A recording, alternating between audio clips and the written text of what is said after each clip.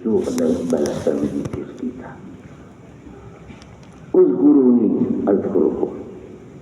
Berzikirlah kalian kepadaku, bertasbihlah, bertahmidlah, bertahlillah, istighfarlah, aku akan balas itu dengan balasan bermacam-macam nikmat tadi. Kalau kita hendak dapat ampunan Allah, berzikir kepada Allah. Zikirnya apa? Istighfar.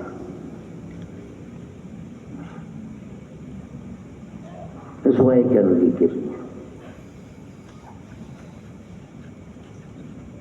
Allah akan balas rezeki yang halal, pertolongan, macam-macam dari Allah Subhanahu wa ta'ala. Para muhibbin rahmatullah. Dalam ayat lain, di surah yang lain, Allah Ta'ala berfirman, Ya ayyuhalladzina amanu dzkuru dzikran katsira. Hai orang-orang yang beriman, berzikirlah kepadaku zikir yang banyak. Artinya apa? Kalau hendak dapat itu, berzikir kepada Allah, zikir yang banyak. Hendak dapat pertolongan Allah, berzikir dengan zikir yang banyak. Hendak dapat rezeki yang halal, berzikirlah kepada Allah dengan zikir yang banyak. Zikran katsira dalam Al-Quran disebutkan. Bukan sekedar zikir, zikir yang banyak. Kalau kita hendak dapat ampunan, hendak dapat pertolongan, cinta Allah, zikir kepada Allah, zikran katsira, zikir yang banyak.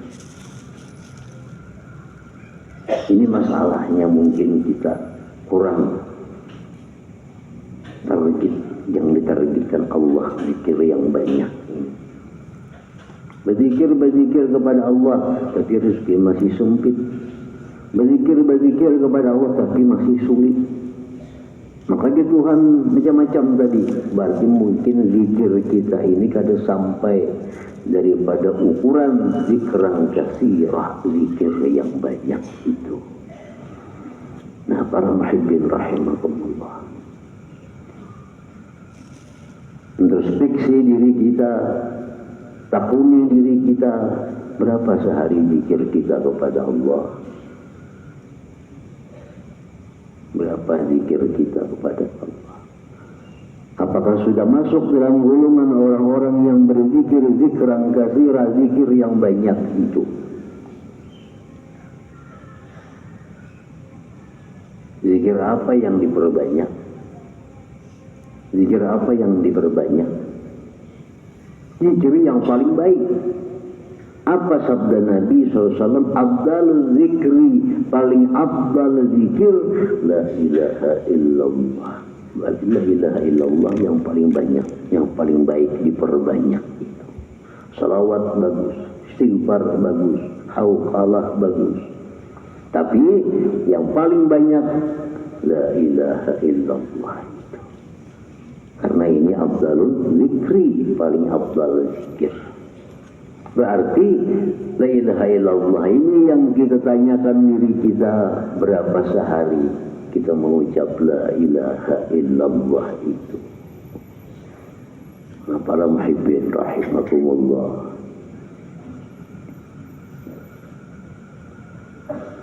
Imam Yusuf bin Ismail An-Nabhani dalam kitabnya Sa'adatul Darain menyatakan, berapa kira-kira kadar supaya kita bisa digolongkan orang yang banyak berzikir itu? Berapa kira-kira?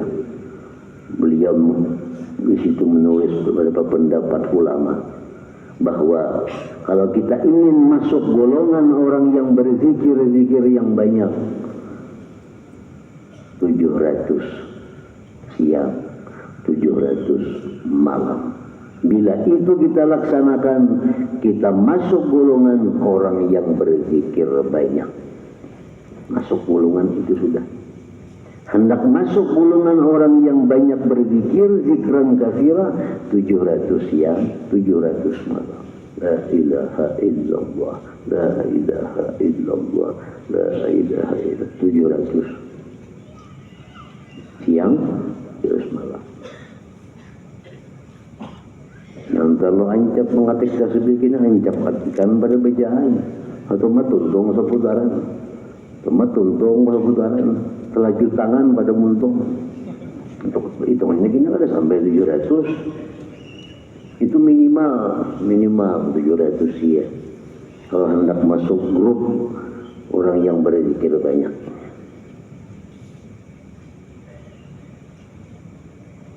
Kalau kurang pada itu, berarti kita masih belum masuk golongan orang yang berzikir banyak. Para muhibbin rahimakumullah.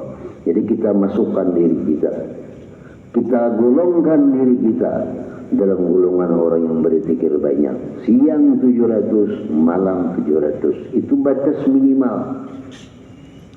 Belum sampai ke kota lagi. Ini di perbatasan itu. Ada perbatasan Banjarmasin ya, tentang Gambut itu.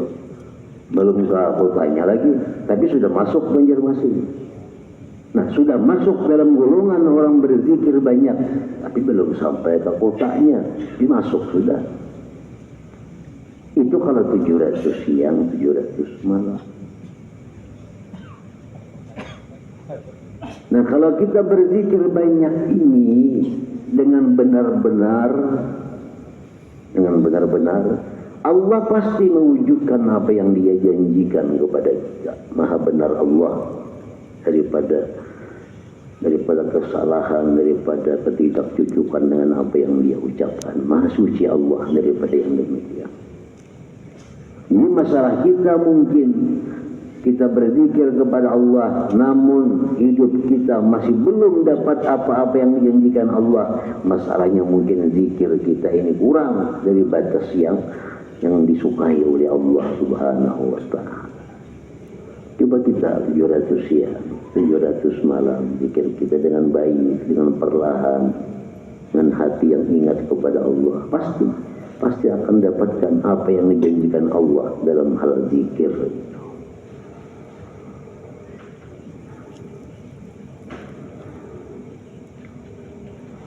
Para ulama menjelaskan bahwa zikir itu ada dua.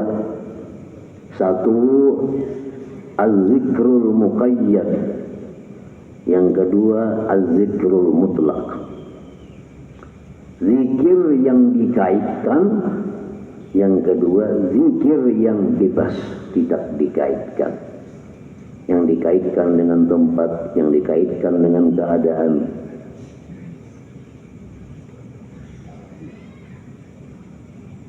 Zikir dikaitkan, zikir bebas. Zikir bebas kapan-kapan.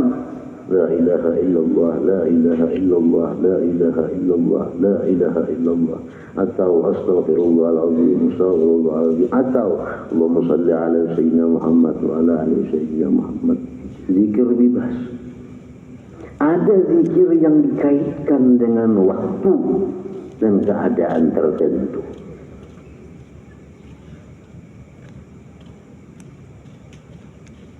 Seperti contohnya yang kita bahas beberapa waktu yang lalu, Bismillahirrahmanirrahim. Kullu amrin di balin la yubda'u bihi bi Bismillahirrahmanirrahim fahuwa abtar.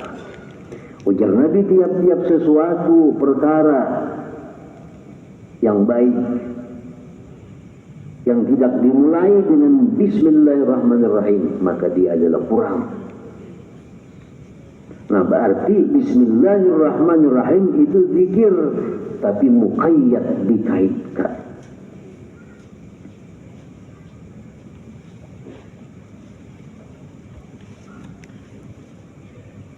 Kita hendak makan Bismillahirrahmanirrahim. Nah, itu dikaitkan dengan hendak makan.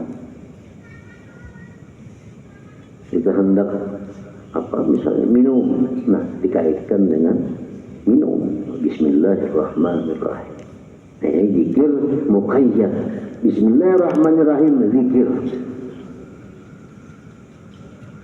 namanya zikir basmalah, golongan daripada zikrullah, zikir kepada Allah Subhanahu wa ta'ala.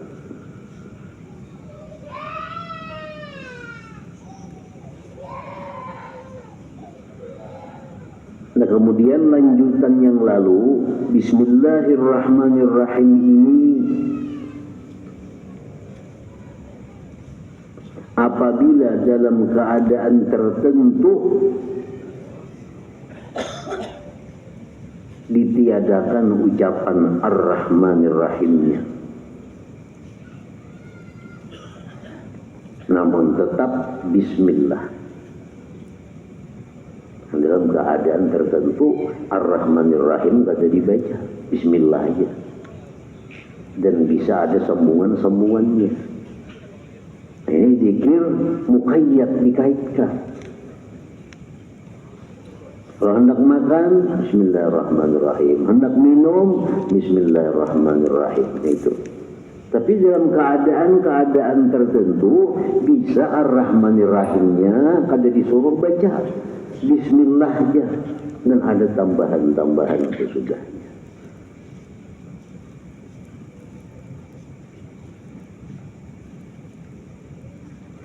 Misalnya orang yang hendak masuk ke dalam WC,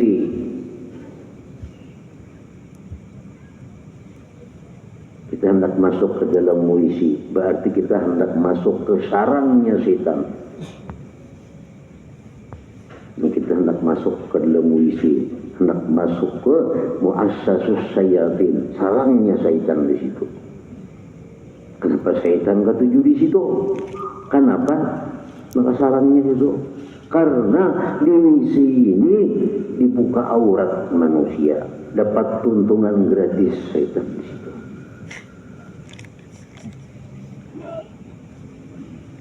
Syaitan petuyuk dalam WC itu, kita benar ada melihat membuka anak-anom syaitan. Ketujuhnya kenapa tadi? Karena dapat tuntunan gratis aurat manusia.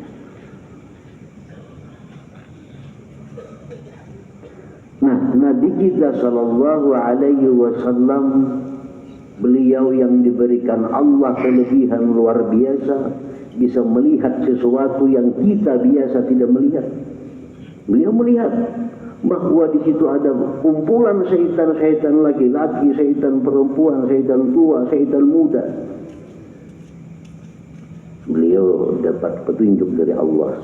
Kalau masuk ke dalam WC, hendak kada bisa dilihat mereka, maka ada bacaan. Bila kita baca ini, lalu kita masuk ke dalam WC, syaitan dalam WC itu semua menjadi buta, kada bisa melihat apa-apa aurat kita.